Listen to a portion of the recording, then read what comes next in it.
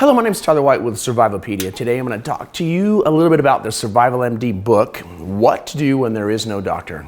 The topic we're going to cover today is on page 160, and it is the rule of nines. Well, why the rule of nines? Well, the rule of nines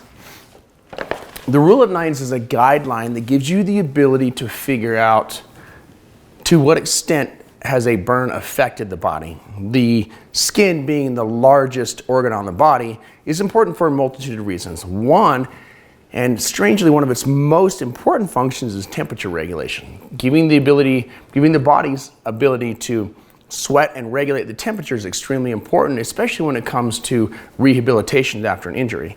And if you're missing a substantial amount of skin, you can't do that.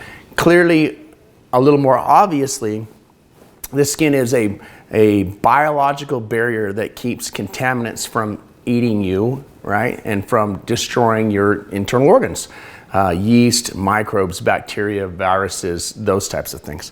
And statistically, we know that when over 45% of the body is burnt, you're essentially not going to recover from that kind of a damage. So the rule of nines, the body surface is divided into areas representing 9% or multiples of nines. The patient's palm represents 1% of their body, just the palm right here, okay? So head and neck, in the front of it in adults by 4.5%, 9% in children because they have larger heads, right? It goes into depth on the percentage for the trunk, upper, lower, back, and so forth, arms, feet, genitalia, and so forth. And why is the body surface important? Well, let's talk about why with the rule of nines.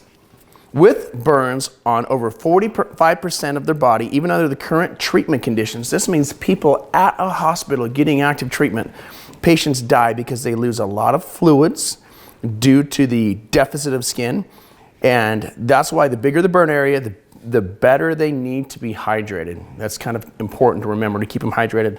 It's not enough for them to drink. They need to be helped through IVs because drinking works at first, but then due to pain and lack of fluids in their tissues, they lose a lot of weight and run out of resources. I suspect that also due to salts not being able to be taken in because of pure water would affect this as well. A simple rule of thumb to figure out how large the surface is to compare the hand of the burn victim, because the entire palm along with the fingers represent 1% of your body surface. You can measure it using the hand and check how many palms it covers. That's the burn percentage. More than 40% is almost incompatible with survival. That's a nice way to say they're not going to make it. And the unfortunate truth when it comes to EMT related intervention or first responder intervention is triage. Triage is knowing, yeah, that person right there, as much as I want to help them, nothing I'm going to do is going to help them. But this person over here, I can deal with fixing their airway and save a life instead of lose two. Knowing this rule gives you the ability to know what level of intervention needs to happen in order to rectify the problem.